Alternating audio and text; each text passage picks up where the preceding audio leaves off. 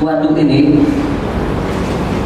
pemerintah sudah ada kebijakan untuk menetapkan sebagai Tembesi dan Duriankan sebagai proyek strategi nasional seperti yang Pak Bardian sampaikan tadi, bahwa akan dibangun PLTS, 5% dari genangan yang ada. Jadi harus ada energi alternatif untuk yang kita butuhkan untuk pengembangan ke depan. Masyarakat makin banyak, Pak, industri makin menggeliat lagi pasca Covid. Jadi ini memang penting bagi kita, Pak. Jadi kita masuk ke slide, Pak. Di Waduk Tembesi ini, Pak, ini ada hijau nih, ini ada merah. Merah ini apa artinya, Pak? Lahan-lahan itu sudah semakin kritis, Pak. Kritis artinya yang harusnya lahan merah ini hijau, tapi merah. Waduk ini akan berisi air kalau di sini hijau, Pak. Jadi air hujan ditampung di tempat zona ini, kemudian dialirkan sedikit demi sedikit, pas kemarau tetap alir. Tapi kalau udah kayak gini, Pak, ini cuma kayak bak aja. Air masuk hujan langsung ke sini, kemarau kosong. Nah, ini perlu kita sampaikan biar kita sama-sama jaga. Nah, rencananya di genangan air inilah akan dipasang PLTS. Atau modul-modul untuk menyerap energi matahari. Nah, ini yang akan nantinya ditampung ke baterai, akan disalurkan ke kita di Barelang, Pak. Pemerintah di Batam dan warga di Batam harus dukung ini semua. Ini kepentingan untuk anak kita ke depan dan untuk kita juga penting ini. Ya, jangka panjang anak cucu kita. Jadi kalau kata PLN itu ke depan, kalau ini pembangunan terus, warga bertambah terus, industri menggeliat, kita butuh ini, Pak. Itu latar belakang harus ada PLTS itu. Nah, zona penyangga ini hutan-hutan yang kita harapkan untuk nangkep air hujan ini. Nangkep air hujan dia simpen, ketika kemarau dialirkan ke waduk. Nah, tapi kalau udah muncul nggak bisa nangkep lagi, air langsung los. Saat hujan kita kebanjiran, saat kemarau kita kekeringan. Tapi kalau di hutan ini, saat hujan kita tetap airnya cukup, saat kemarau tampungan dalam hutannya akan ngalir. Itu sekilas tentang pentingnya hutan-hutan di pinggir waduk dan zona-zona yang sudah kita tetapkan. Nah, ini, Pak, tujuan PP Batam untuk proyek PLTS ini adalah mendukung pencapaian target perekonomian Batam 7%. Kan sudah disampaikan ini oleh Pak Wali Kota, oleh pimpinan bahwa Batam ini target perekonomiannya harus kita capai 7%. Kemudian gimana caranya? Kita harus nyiapin sumber daya energi biar Barelang ini bisa dikembangkan. Kalau listrik kita kurang cukup di Batam aja, berarti kita harus ekspansi nih. Jadi kita harus cari gimana nih biar energi di Batam dan sebenarnya harus ada nih. Gak mungkin kita kata kota industri tapi banyak mati lampu daripada hidupnya, kan? Nah, itu ilustrasinya, Pak.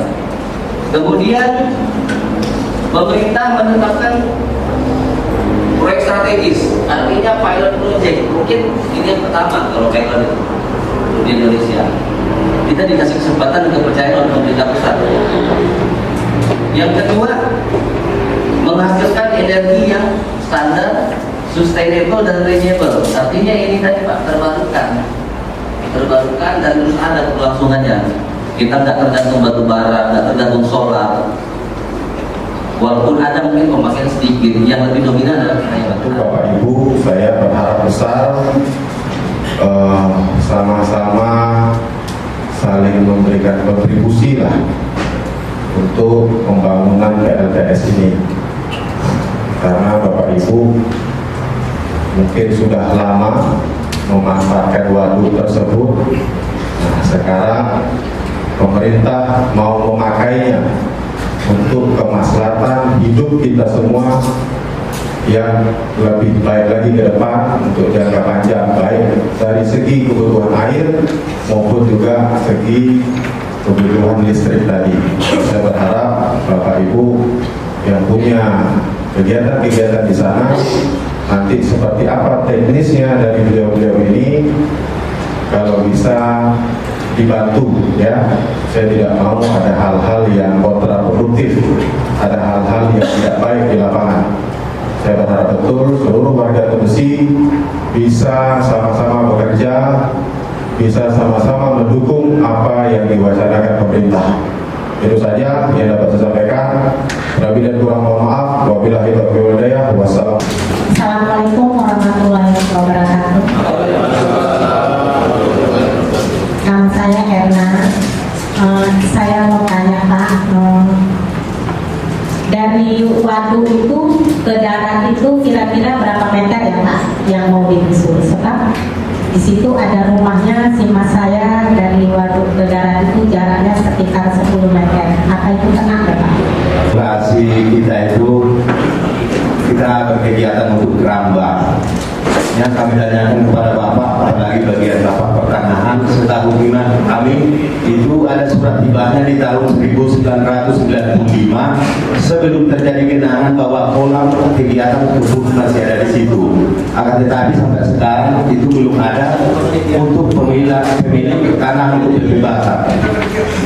Itu yang kami tanyakan. Sebelum jadi waduk itu di tahun 1995 bahwasanya kondisi waduk yang terkenal sekarang di lokasi kami itu jadi kolam dan kebun atas nama Bapak Bonar Simatupang. Oke, itu kami sampaikan. Tolong koordinasinya dan solusinya. Terima kasih. Bismillahirrahmanirrahim. Assalamualaikum warahmatullahi wabarakatuh. Nama saya Mujib Syanto, saya tinggal di Sidomulyo. Kegiatan kami kerabat dan nelayan Pak, mengenai masalah waduk Sete Besi ini, masalah proyek tenaga surya, kami warga pasti mendukung Pak, pasti mendukung dalam hal untuk kebutuhan warga Kota Batam, itu pasti mendukung. Dan kami bisa menggarisbawahi Pak dari penjelasan tadi masalah 5%. Dari 5%, kalau dari luasnya waduk 45 hektar yang terpakai.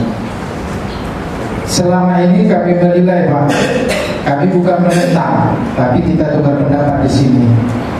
Kami nelayan air tawar ini, kami melihat secara garis besar Pak, beda dengan nelayan air laut. Apa tidak ada dari pihak pemerintah untuk merelokasi ditempatkan suatu tempat yang terkhusus untuk peternak ikan air tawar? Itu satu. Yang kedua, kami katakan 100% Pak pencarian kami di danau nelayan. Jadi mohon kami untuk sebagai pertimbangan, jangan melihat kami Pak, tapi melihat anak istri kami. Anak kami butuh susu, butuh makan, dan penuh harapan. Yang ketiganya, pemaparan tadi cukup sudah jelas. Yang kami pertanyakan, kami mau bertanya, tahun 2023 itu proyek akan dilaksanakan. Sementara kami punya ternak ikan yang durasinya mungkin sampai 6 bulan baru panen Pak. Mohon pertimbangannya, bisa 6-7 bulan. Jadi kami dengan sangat hormat untuk pertimbangannya. Itu aja Pak. Kami akhiri. Wassalamualaikum warahmatullahi wabarakatuh. Pertama yang dari Bu Erna terkait rumah 10 meter genangan dan dari Paku. Artinya kalau dari kami mengacu pada perka di daerah genangan air Pak. Genangan air itu harus steril. Jadi terkait adanya kegiatan ataupun adanya usaha di atas, dan nanti dari BKM berwenang dari hukum. Intinya kalau boleh terkait yang tadi menjawab pertanyaan Pak Nurdin ya Pak, terkait masa panen. Kami terkait adanya keramba jaring apung itu akan memberi kesempatan kepada Bapak yang sedang memanen ikan, sedang memelihara ikan, untuk menyelesaikan masa panen ikannya. Artinya nggak mungkin kan ikan sampai 2 tahun, betul nggak? Paling lama berapa tahun Pak ikan Pak? 7 bulan. Nah, 7 bulan.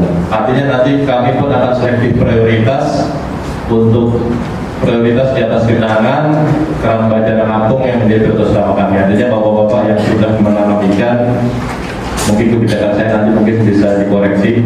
Kami memberi kebijakan akan diberi kesempatan sampai panen. Itu yang pertama.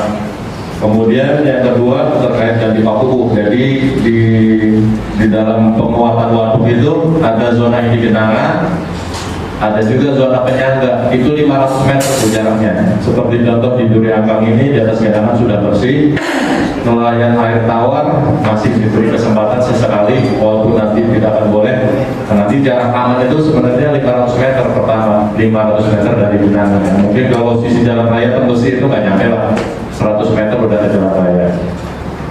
Rangkaian ganti paku nanti dari Biroku mungkin yang menjawab Bu Erna, kemudian dari Pak Subori terkait keramba tadi sudah saya jawab ya Pak. Itu kalau dia dan Bapak memelihara ikan diberi kesempatan sampai panen.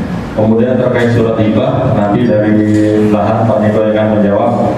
Kemudian tadi Pak Nudin terkait PLTS. Pencarian utama Bapak ya memang sama-sama kita mau ini Pak, makanya ada pertemuan ini kita mencari win-win solution-nya. Kemudian apakah ada relokasi khusus untuk peternak air tawar Pak? Saat ini di Rembang Galang kita juga sedang penurunan status Pak dari hutan lindung. Itu juga ada beberapa warga yang mayoritas pekerjaannya pelaut, nelayan. Jadi di sana akan kita kelompokkan mungkin nanti kita cari solusi bersama terkait usaha Bapak sebagai petani ikan. Kemudian tadi yang ketiga tahun 2023 akan dilaksanakan. Ntar panennya menunggu Pak, nanti menunggu Pak dapat panen, lalu nanti. Ini lokasi di sana rata-rata sudah dibebaskan. Oke. Tapi kalau memang nanti kan saya nggak tahu titik pastinya Pak Samu di mana ini, ya kan? Nah, nanti mungkin kita bisa berkoordinasi. Saya mau tahu titiknya sebelah mana. Dan saya jelaskan ini dulu dibebaskan apa belum. Mau daerah lokasi Songseng Pak? Ya. Beko daerah Songseng. Iya, maksudnya di kalau saya kan nggak hafal titiknya. Mungkin nanti Bapak di mana kita sama-sama ke lapangan, saya jelasin di mana sudah dibebaskan. Tapi prinsipnya daerah sana sudah dibebaskan. Ya. Uang paku ya istilahnya, itu nanti akan kita coba sampaikan juga ke pimpinan apakah ada kebijakan terkait hal itu. Karena kalau kita bicara terhadap lokasi, ini lokasinya sudah dibebaskan hampir seluruhnya. Kemudian kalau kita bicara terhadap posisi penggunaan lahannya juga dan perairannya itu kan berada di area yang memang dilarang untuk dimanfaatkan tanpa izin tertentu Pak. Jadi nanti akan kita coba sampaikan ke pimpinan apakah mungkin ada kebijakan terkait itu atau mungkin seperti yang nanti kita jelaskan lagi. Betul. Keterlibatan warga tolong di ini Pak, nanti ditampung aspirasi dalam proyek PLTS itu nanti dari warga ditampung untuk bisa bekerja di dalam proyek PLTS tersebut. Ada lagi Pak, Bapak Ibu udah jauh-jauh, mari ada pertanyaan mudah-mudahan nggak ada ya Pak. Mudah-mudahan kita semua bisa legowo, menerima dan saling mendukung. Kita komunikasi, Pak Lurah, terima kasih Pak Lurah atas kehadirannya, rekan-rekan. Semoga pertemuan ini menjadi barokah, bermanfaat untuk kita semua dan kelak anak cucu kita kemudian hari. Saya akhiri dengan ucapan alhamdulillah bila taufiq wal hidayah. Assalamualaikum warahmatullahi wabarakatuh.